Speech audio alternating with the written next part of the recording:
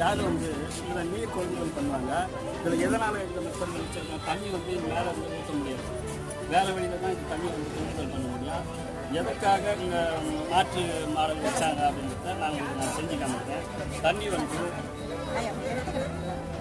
இந்த பகுதியில் ஊற்றணும். இந்த ஓல்ஸ் வழியாக வரணும், ஆனால் தண்ணி வரல.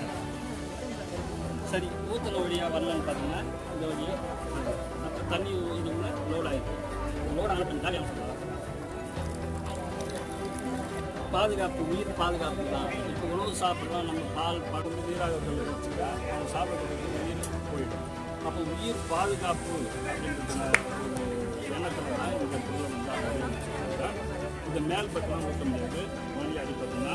ஆனால் வரவங்கலாம் நினைப்பாங்க மேலே நம்ம பாய்ச்சல் கலக்கலாம் நினைப்பாங்க. கலக்க எந்த வகையிலையும் அவங்க கலக்க முடியாது. இந்த மெத்தடில் இருக்கிறவங்க யூஸ் பண்ணுற ஒருத்தருக்கு மட்டும்தான் இனி